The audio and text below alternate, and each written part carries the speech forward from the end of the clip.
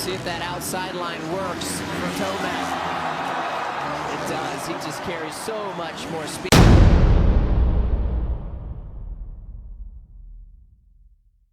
What's up? Welcome back. And today's Friday, so that means this is another weekly recap video. All right, real quick, man, let's talk about some MotoGP. So round one, March 8th, I think. So 16 days, 2.5 weeks roughly. And Marc Marquez has signed a 4-year deal with Honda. Gotta think he's gonna start and end his career on Honda. So I'm also really interested to see how Marc Marquez and his little brother Alex Marquez on a Repsol Honda, how they work together this year, and how well and how quickly Alex Marquez can pick up MotoGP from his older brother, multi-time champion, phenomenon Marc Marquez. I wonder who got him that job. So Fabio Quartararo, Rookie of the Year last year, 2019. He ends the Sepang Day 2 test on top. He's the fastest guy. But I tell you what, it's really, really hard to glean a whole lot from these tests because some guys are working on qualifying setups, some guys are working on their race setups, and it's just really hard to tell. Some guys are injured.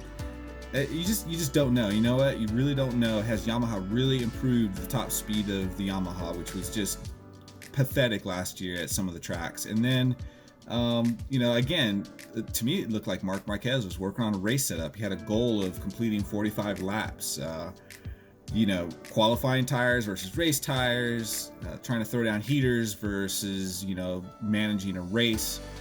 You just can't tell. It's going to be interesting though. Fabio was fast last year, so if they made any improvements to the Yamaha, you gotta believe he's getting a full factory M1 underneath him. Even though he's still riding on the satellite team, he's going to replace Rossi on the factory team next year. But for now, they're going to keep him on the satellite team and just give him the full factory M1 spec'd out bike, and we'll see what he does. All right, here's a picture of what's that saying? Just because you can doesn't mean you should. That's what comes to mind when I look at this bike. You know what? It's not a bike. I'm not even going to call it a bike. It's got 4 wheels. And it comes with a Yamaha R1 motor, which is cool. It's just, they wrapped that R1 with a bunch of junk. This thing costs 84,000 pounds, 100,000 euro. I wouldn't pay 2,000 pounds for this thing. Actually, I take that back. I would. And the first thing I would do is take that R1 motor right out of it. And then I would sell the tires because there's like 600 plus US dollars worth of tires on this dang thing.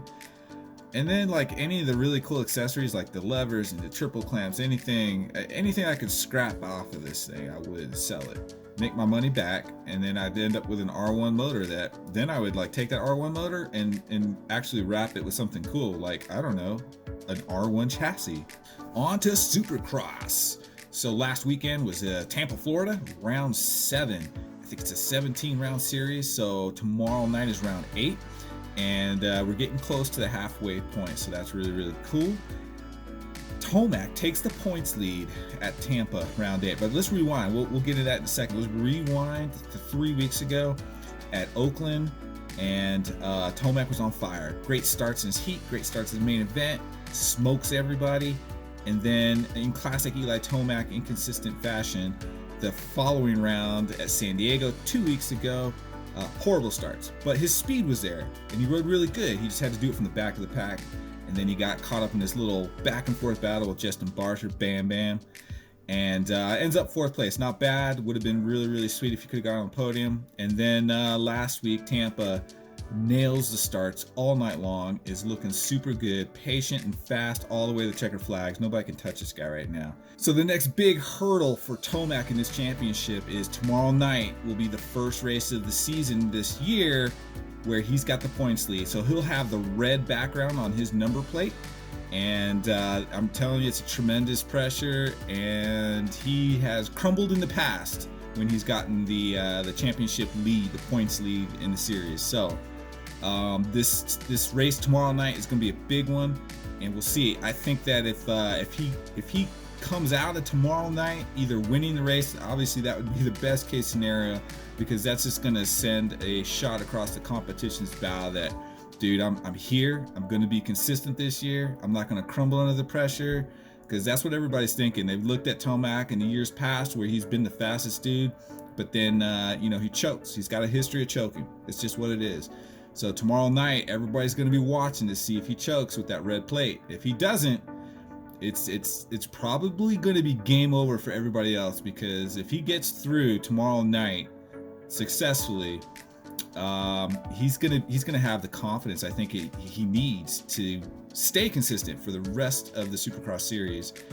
And he's got the speed. He's had the speed for like 3 years now, maybe more. But I'm telling you, man, if he pulls off a win tomorrow night, it's lights out for the rest of the field. It just is.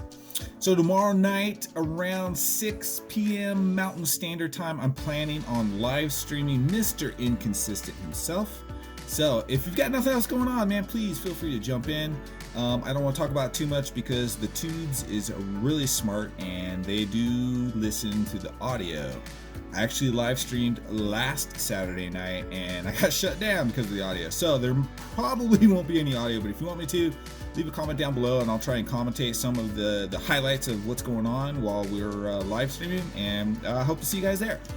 So till next time, keep the rubber side down. We'll see you guys in the next video and hopefully at the live stream this Saturday night. Bye.